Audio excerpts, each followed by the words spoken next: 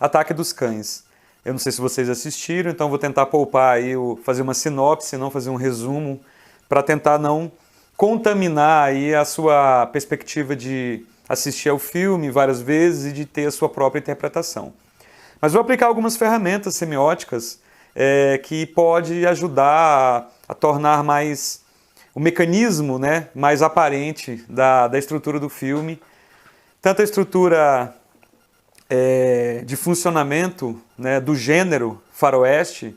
É um filme que se passa em 1925, né, no estado de Montana, então tem toda uma carga semântica e cultural aí, mas principalmente porque é o gênero faroeste. Então o gênero faroeste, o gênero western, né, ele tem toda uma semiótica própria. Eu digo que os gêneros eles trazem dentro deles uma semiótica inerente, né?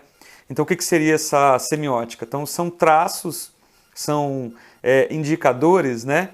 Tanto do ponto de vista expressivo, né, do campo da enunciação,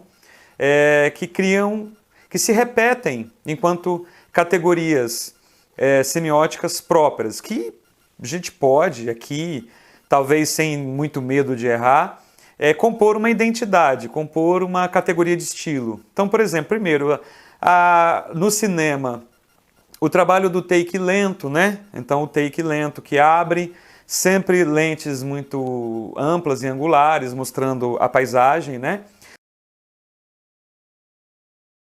A espacialidade dos filmes de western são muito importantes, principalmente o desenho da linha do horizonte contrastando com as montanhas, contrastando com as esculturas das montanhas, seja nos filmes do Sérgio Leone ou qualquer outro filme. Então você vai ter essa lente angular aberta,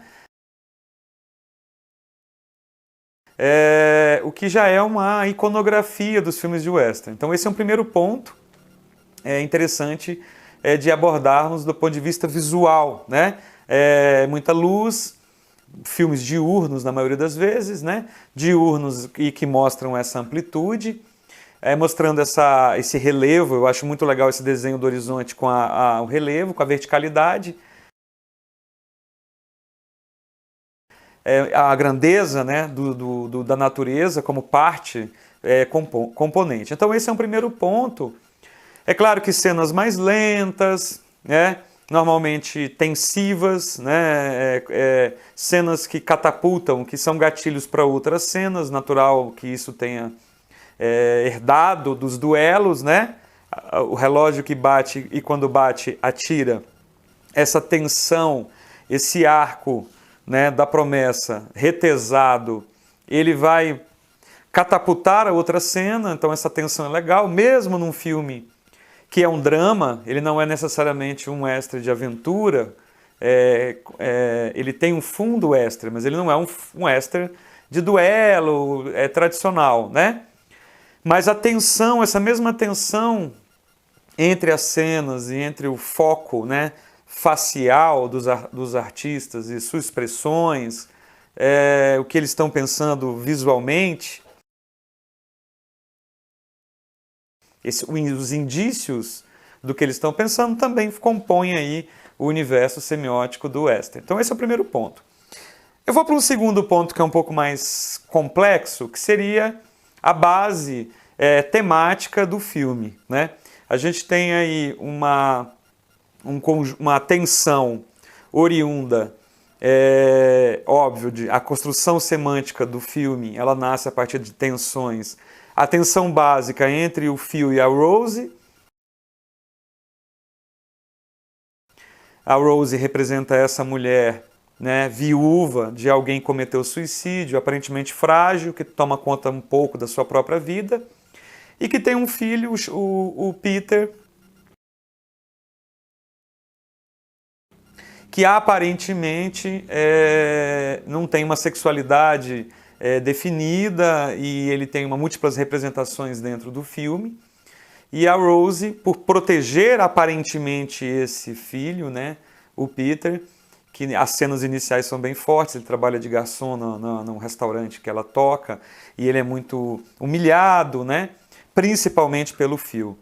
E o Phil é essa figura do Velho Oeste, né, essa figura machista, né? Essa figura forte que representa o hétero convicto cowboy, né? Que faz tudo manualmente. Então a gente está falando aqui desse, eu acho que o ponto, e é legal isso, que o ponto principal, e aí quem assistiu ao filme, de repente que você assistindo vai perceber, muitas vezes você poderia colocar o fio, que é esse estereótipo do homem, né? Do hétero forte e convicto do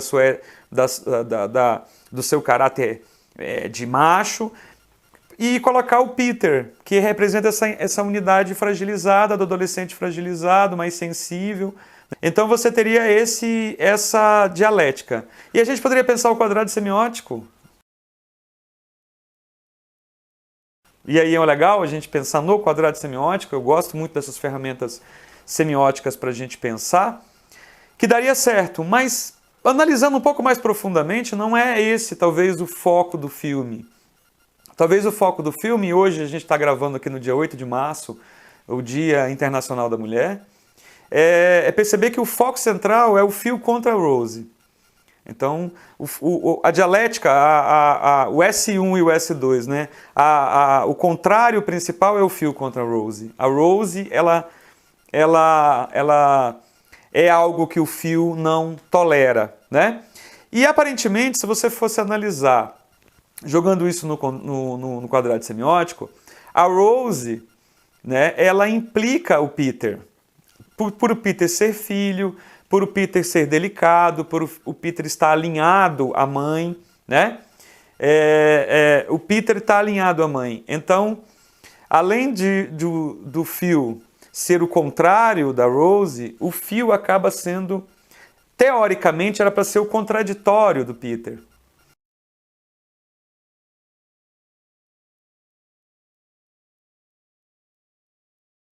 O Peter era para ser, e por implicado pela Rose, o contraditório. Mas acontece uma coisa muito interessante. Como o Phil tem a oposição muito clara com a Rose, e, teoricamente, supondo, isso é a magia do cinema, a gente supõe que o Peter, por ser filho da Rose, né, por ser mais sensível e delicado naquele universo western, seria o contraditório. Também estaria em oposição ao Phil, mas não. O que acontece é algo muito, muito, muito interessante. No decorrer da trama e no decorrer da narrativa, o Peter, ele migra de lado. E ele, em vez de ser o contraditório do Phil, ele passa a ser implicado pelo Phil, ele passa a ser objeto de valor do Phil.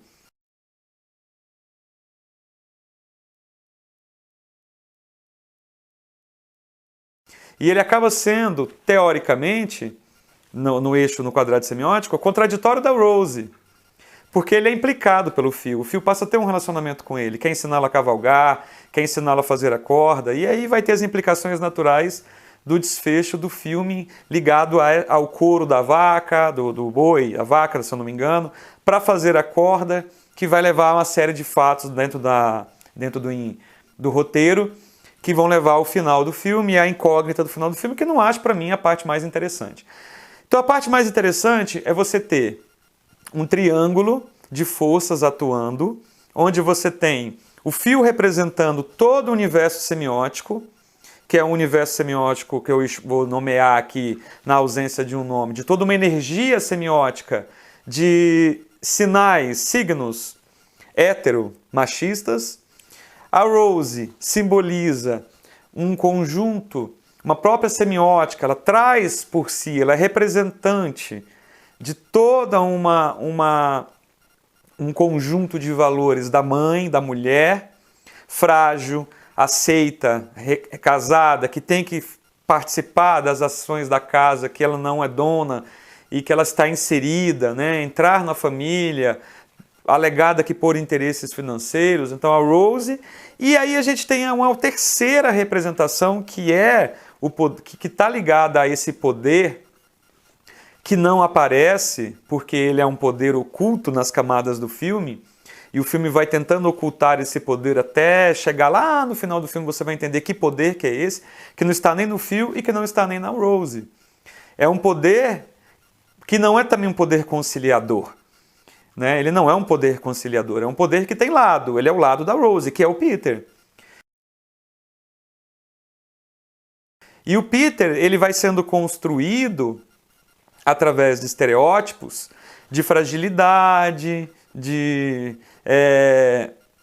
falta de tato com lidar com aquele universo selvagem, né, aparente nojo ou restrição a certas situações do campo, mas pelo contrário, ele é o oposto de tudo isso. Ele é o contrário a todos os estereótipos que colocam para ele, com essa menção talvez dele ser homossexual, dele ser mais sensível. Ele é o oposto, ele é mais forte que todos, ele é mais resignado, mas ele é mais atuante, ele é mais meticuloso, ele que disseca os coelhos, ele que sabe como operar isso, ele sabe como manusear as forças que ele está lidando.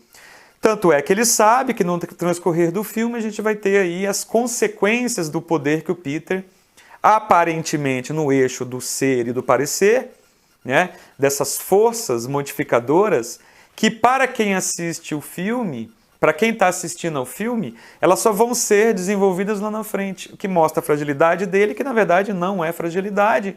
São escamoteações, ele escamoteia de certo modo, ele se protege em filtros, e que o cinema faz isso, porque o segredo do cinema hoje, de certo modo, no cinema de qualidade, sempre é a contra-intuição, aquilo que você acredita que é e que na verdade não é. Esse trabalho da contra-intuição é muito interessante. Então, eu acho que para o eixo semiótico da representação, a gente tem isso. A gente tem essas três representações, essas três forças trabalhando, uma contra-intuição acontecendo de forças, né, que de repente elas se movem e dão um sinal para um lado, um indicador, um percurso de sentido, mas que de repente elas vão para outro caminho e que faz a força do filme num eixo um pouco mais profundo. Mesmo que ele seja de uma trama lenta, aparentemente não tão popular do ponto de vista das tramas, mas que a beleza dele está nos detalhes desse percurso gerativo do sentido, que você tem que prestar muita atenção, principalmente nessa brincadeira da aparência e da essência realmente. Onde está o Bronco Harry dentro desse quadrado? Principalmente dessa questão do ser e do parecer, e principalmente nessa questão dos contraditórios. Porque o Bronco Harry, se você pegar o quadrado básico, a gente estaria o Phil em oposição ao Rose, né? Eles se opõem. E o Peter, basicamente, como aí, né, a implicação da Rose em contraditório. Mas como eu disse, o Phil traz o Peter para o lado dele. E onde fica o Bronco? O Bronco, por aparentemente ser o oposto, o contraditório da Rose, ele está implicado junto com o Phil, né? Mas, se você parar para pensar e entender o desdobramento do filme, qual o papel do Bronco Harry dentro do filme, você vai deslocar, vai tirar o Bronco de oposição ao Rose. E de repente você pode colocar o Bronco na mesma paradigma da Rose, junto com o Peter.